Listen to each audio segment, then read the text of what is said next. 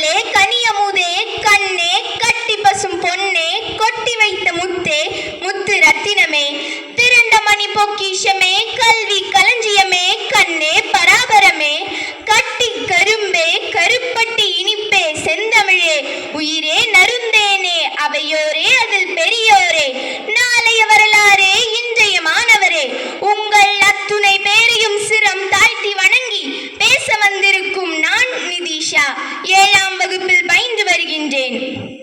எல்லோரும் ஓர் குலம், எல்லோரும் ஓரினம், எல்லோரும் இந்திய மக்கள், எல்லோரும் ஓர் நிறை, எல்லோரும் இந்நாட்டு மன்னர் என்பதற்கு சான்றாக மக்களால் மக்களுக்காக மக்களால் உருவாக்கப்பட்ட ஒரு நாள் குடியாட்சி நாள்.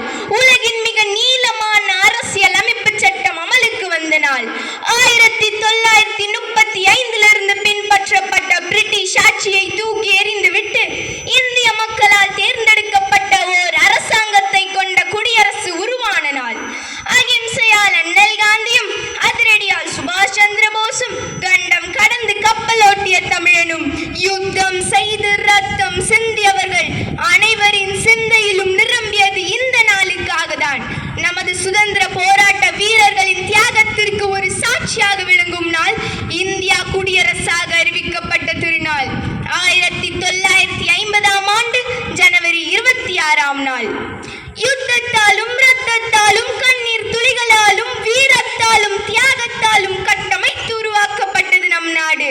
இவ்வாறு உருவாக்கப்பட்ட நம் நாட்டின் எதிர்கால முன்னேற்றத்தில் இளைய சமுதாயத்தின் பங்கு எவ்வாறாக அமைய வேண்டும்? சற்றே சிந்தியுங்கள் நண்பர்களே. உலக வரலாற்றை படிப்பதை விட உலகில் வரலாறு படைப்பதே சிறந்தது என்றார் ஜவஹர்லால் நேரு.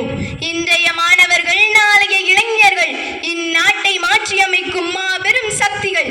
எதிர்காலத்தில் நாட்டின் வளர்ச்சியில் முக்கிய பங்கு வகிப்பவர்கள் இவர்கள்தான். இன்றைய இந்தியா இளைஞர்கள் கையில் உள்ளது.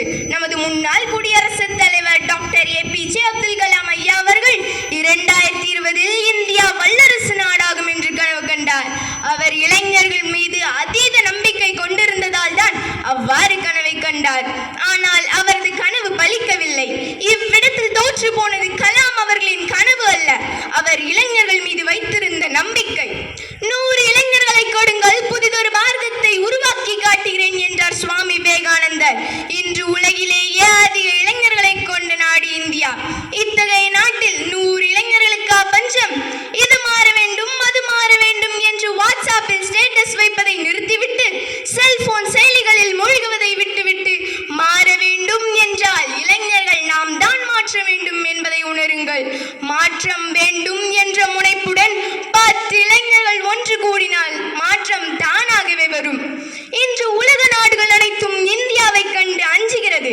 ஏனெனில் இளைஞர்கள் அதிகம் உள்ள நாடு இந்தியா. இளைஞர்கள் நினைத்தால் எதையும் சாதிக்க முடியும் என்பது அவர்களுக்கு தெரிந்திருந்தது. இதற்கு ஒரு சிறிய சான்றுதான் தமிழர்களின் பாரம்பரிய விளையாட்டான ஜல்லிக்கட்டுக்காக இளைஞர்கள் போராடி வெற்றி பெற்று தந்தது. இளைஞர்களின் மனோசக்தி பிரபஞ்சத்தின் அனைத்து சக்திகளையும் விட வலிமை பெற்றது. தோனிக்காக விசிலடித்துக் கொண்டிருக்கிறார்கள் இளைஞர்கள். தோனி தனது 26 வயதில் உலக கோப்பை போட்டியில் வெற்றி பெற்று சாதித்தார். தோனியால் முடியும் போது தோனிக்காக விசிலடிக்கும் இளைஞர்களால் முடியாதா? எனவே நண்பர்களே, இளைஞர்கள் சிறந்து விளங்கினால் மட்டும்தான் இந்தியா சிறந்து விளங்கும். விண்வெளி, இராணுவம், விளையாட்டு என அனைத்து துறைகளிலும் இளைஞர்கள் பங்கேற்க வேண்டும். சுற்றுச்சூழல் தூய்மை, சிறந்த கல்வி, உண்மை, நேர்மை, பண்பாடு, மதசார்பற்ற சட்டம் என அனைத்தும் நம் நாட்டில் அமைய இளைஞர்கள் வழிவகுக்க வேண்டும். உலகரங்கில் இந்தியா உயர்ந்தோங்க வேண்டுமெனில் நம் நாட்டின் முதுகெலும்பான விவசாயம் செழித்தோங்க முயற்சி செய்ய வேண்டும். விவசாயம் அழிந்தால் உணவு அழியும். உணவு பஞ்சம் ஏற்பட ஒருபோதும் அனுமதிக்காதீர்கள். இன்றைய மாணவன் நாளைய இளைஞன் தலைவன் என்பதை மறந்து விடாதீர்கள். இந்தியா வல்லரசு நாடாக வளர்ச்சி பெற வேண்டுமெனில் பிற நாடுகளில் இருந்து அதிக பொருட்களை இறக்குமதி செய்வதை விட்டுவிட்டு பிற நாடுகளுக்கு ஏற்றுமதி செய்ய வேண்டும். அனைத்து